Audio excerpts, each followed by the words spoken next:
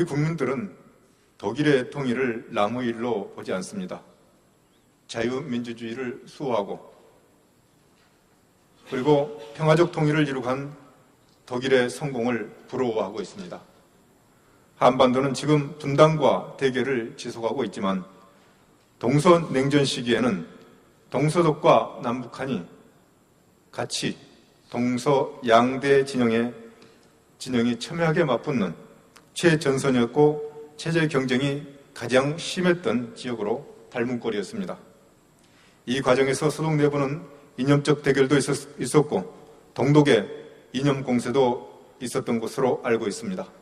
이 점도 우리와 유사합니다. 체제 경쟁은 곧 체제 수호 노력을 의미합니다. 동서독도 지난 20여 년 전에 지금은 상상할 수 없을 정도로 엄중한 체제 대결과 경쟁 그리고 수호의 노력이 진행됐습니다. 1989년 11월 9일 베를린 장벽이 최초로 열리던 날 독일 민족은 물론 전 세계가 환호했습니다. 한편에서는 그 사태가 어떻게 될지 아무도 알지 못했고 불안이 있었습니다. 저는 그 당시 베를린 장벽이 붕괴되는 그 소식을 듣고 바로 베를린 현장에 가보았습니다. 거기서 확인한 점은 그 엄청난 사태의 의미가 무엇인지 모두 알지 못했고 또 통일이 되고 있는 그 현장에서 독일 통일은 불가능하다고 말하고 있었습니다. 그러나 그 사태도 1년이 안 돼서 명쾌하게 정리됐습니다. 통일 독일이 그 답이었습니다. 사회주의 실험은 실패했고 자유민주주의와 시장경제가 인류의 발전에 더 기여했다는 점이 증명됐습니다. 그리고 그 답은 독일 민족, 특히 동독의 시민들이 만들어냈습니다. 전승 사국의 영향력이 크게 남아있었으나 독일 민족의 통일에 대한 열망을 주변국은 인정했고 통일 과정을 도왔습니다. 그리고 독일 민족은 세계가 놀랄 국가 통일을 이루었습니다. 동독의 시민들이 일치 단결해서 소독의 체제를 선택했고 통일을 요구했던 것입니다. 통일 과정에서 어떠한 유혈 사태도 또 어떠한 강압도 없었습니다. 인류사에서 있어보지 못했던 최초의 평화적 통일이었습니다. 이것은 분단된 한민족에게는 평화 통일이 가능하다는 그런 희망을 주었다고 생각합니다. 베를린 장벽이 붕괴된 지 20년 후인 2009년 11월 9일 저녁 EU 32개국 정상과 전승 4국 정상이 모두 브란덴부르크 광장에 함께 모여서 기념 행사를 했습니다. 이때도 저는 분당국의 대표로서 초청을 받아서 참석했었습니다. 그 광경을 보고서 참으로 감격스러웠습니다.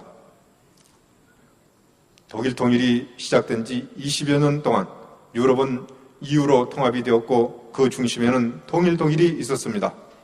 세계 분쟁의 전초기지에 섰던 동서독이 통일되어서 유럽 평화와 번영을 이끌어갔던 것입니다. 이 역사적 전개의 과정은 우리에게 참으로 많은 시사점을 주고 있습니다. 앞서 이병석 부의장께서 말씀하셨지만은 인간은 자유와 인권과 번영을 추구하고 정부 선택권을 요구하는 것이었습니다. 이것이 근대 민주주의 역사 전개의 핵심이라고 할 것입니다. 국가의 체제 수호 방법은 멀리 있지 않았습니다. 인간의 기본권을 어떤 체제가 더 보장하고 실현시킬 수 있었느냐 하는 것으로 판명났던 것입니다. 또 하나의 교훈은 분단국가의 통일은 불안정한 지역 질서를 안정시키고 지역 번영을 촉진한다는 사실입니다. 이것이 동서독과 유럽에 국한된 일은 아닐 것이라고 생각합니다. 우리 민족은 분단된 이후 70여 년 동안 통일을 추구해 왔습니다. 남북한이 한반도의 이 목표를 공식적으로 버린 일이 없습니다. 다만 서로 추구하는 바가 다르고 해법이 다르며 정세가 변하면서 의지가 달라져서 합의를 보지 못하고 있습니다. 대한민국은 헌법이 정한 바와 같이 평화 통일을 추구합니다. 전쟁이나 혼란을 틈탄 통일을 배격합니다. 남북한 주민들이 통일하겠다는 강한 의지를 바탕으로 해서 자유의사에 따라 통일을 성취해야 된다고 보고 있습니다. 통일은 남북한 주민이 합침으로써 더 잘 살고 기본권이 더욱 확대되는 과정이 되어야 합니다. 우리는 이러한 통일을 추구합니다. 통일을 위해서는 한반도 평화가 보장돼야 되고 남북관계가 정상적으로 발전돼야 되겠습니다.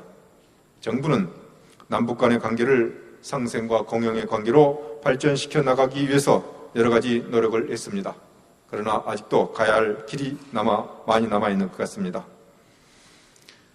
작년 말에는 북한에서 김정일 위원장이 갑자기 사망했고 그 이후 세습으로 권력 승계가 이루어지고 있습니다.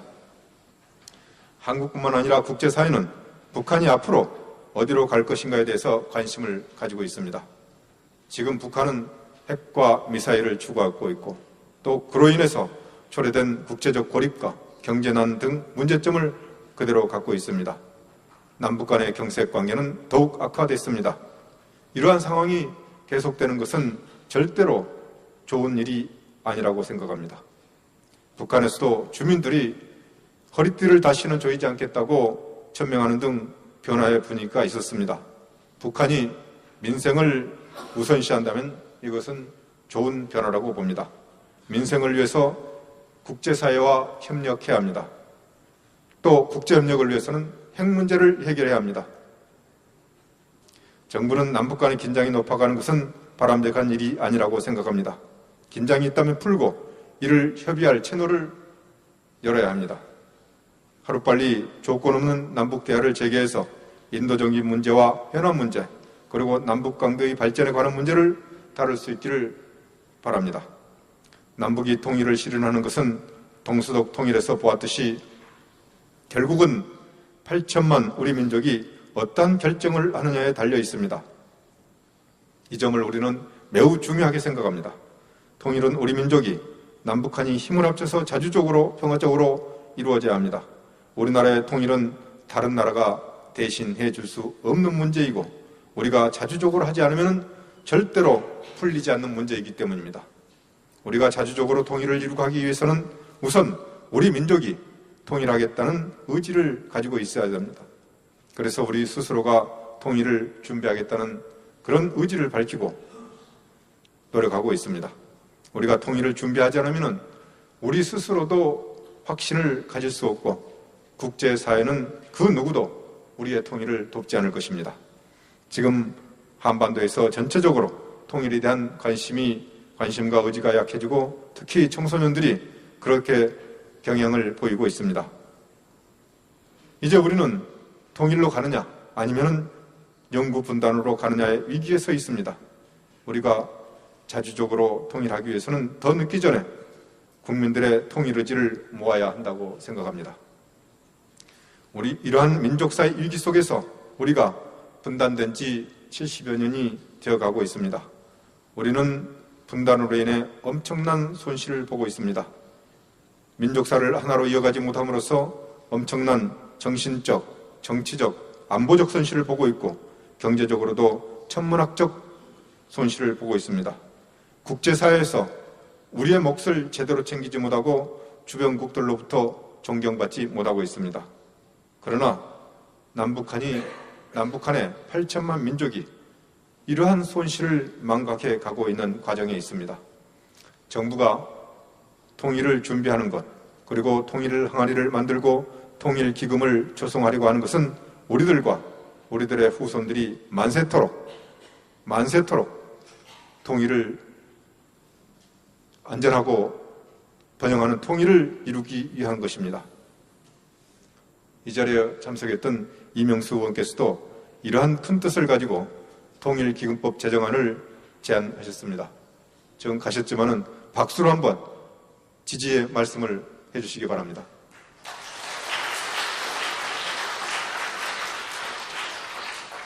이런 민족적 위기 속에서 통일을 생각하고 통일을 준비해야 된다고 하는 분들을 보면은 대단히 감사하다는 그런 생각이 들었습니다.